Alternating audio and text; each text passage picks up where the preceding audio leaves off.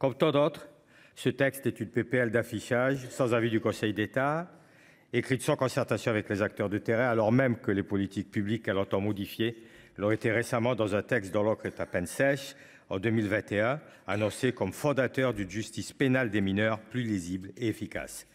Pourquoi ne pas attendre aussi de voir les effets réels de la loi Belloubet avant de venir encore modifier l'état du droit et complexifier la tâche des acteurs de terrain? Je ne suis pas professeur de droit et je ne suis pas juriste. Mais je ne crois pas, comme vous, monsieur le ministre, l'affirmiez lors du vote de la loi immigration, qu'il soit bon de voter un texte quand, ouvrez les guillemets, des mesures sont manifestement contraires à la Constitution. Le Conseil constitutionnel fera son office, mais la politique, ce n'est pas être juriste avant les juristes. Je pense que le politique, quand il est législateur, doit faire attention au droit, à sa bonne rédaction et à ses conséquences. Je suis en accord avec l'analyse du rapporteur Spinner sur cette loi. Elle est mal écrite, au mieux inefficace, et l'ensemble des articles supprimés en commission n'avaient pour seul but qu'un affichage dans ces temps troublés d'une autorité suraffirmée, prétextant une démonstration de force qui serait forcément salvatrice. Je suis aussi d'accord avec la volonté portée par notre présidente Muriel Jourda d'une vigilance particulièrement sérieuse sur l'écriture du texte et donc sur la suppression de propositions à la fois douteuses, problématiques, inefficaces. Je salue la réécriture de l'article 1.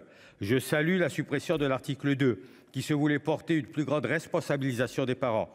Quand on sait que la crise du travail social conduit à un manque très préoccupant de travailleurs sociaux dans les structures de protection de l'enfance, PJJ et ASE, cette PPL ferme les yeux sur les graves dysfonctionnements des institutions qui pourraient accompagner les parents parfois dépassés et préfère jeter le discrédit sur les familles des enfants délinquants.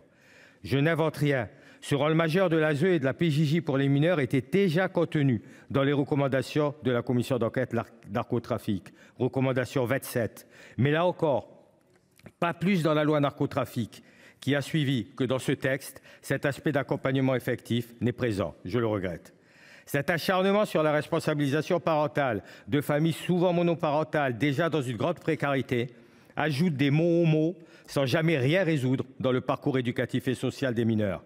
Sans parler de l'absence de cadre public, école, santé, police de proximité, sport, culture, de l'absence de formation, d'information et d'animation. Notre groupe félicite la volonté de la Commission de supprimer l'article 4 sur la comparution immédiate qui n'apporte rien et ne répond pas, je cite encore la Commission, aux besoins réels des éducateurs et des magistrats. Encore une pure mesure d'affichage, de posture de force, de réponse dans l'immédiateté. Mais la justice des mineurs, ce n'est pas cela. Cela ne peut pas être cela. Enfin, nous saluons la suppression de l'article 5 qui était censé encourager les juridictions à déroger au principe d'atténuation de la peine. La disposition que l'article voulait modifier n'ayant déjà que trop peu d'effets depuis sa mise en place d'après notre rapporteur. L'article aurait, comme beaucoup d'autres présents dans cette loi, été davantage une source de complexité supplémentaire pour les juges qu'un outil réellement opérationnel. Voilà, chers collègues, ce texte déposé par un ancien Premier ministre fraîchement redevenu député, après avoir passé l'été sous la douceur d'une trêve politique olympique imposée sans autre justification que la volonté du président, s'inscrit dans une idéologie simpliste d'un discours démagogique du tout sécuritaire. L'auteur et le gouvernement qui soutiennent ce texte alimentent le mythe d'une violence juvénile qui explose et qui est imputée à un prétendu laxisme judiciaire. La justice pénale des mineurs n'est pourtant pas laxiste. En 2022, sur 31 000 mineurs condamnés, un tiers l'ont été de peine de prison. Les peines sont non seulement plus fréquentes, mais plus sévères. On dénombre environ 800 mineurs incarcérés chaque mois depuis 2024, contre 700 au cours des dernières années. Il n'y a pas non plus d'explosion de la délinquance chez les jeunes. La part des mineurs impliqués dans les délits commis est passée de 22% en 1998 à 12% en 2023.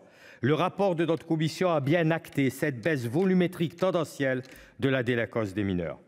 Le sujet de la justice des mineurs, c'est aussi et surtout le sujet de la justice des moyens humains et matériels qui ne sont pas au rendez-vous. La défenseur des droits n'a eu de cesse d'alerter sur cela.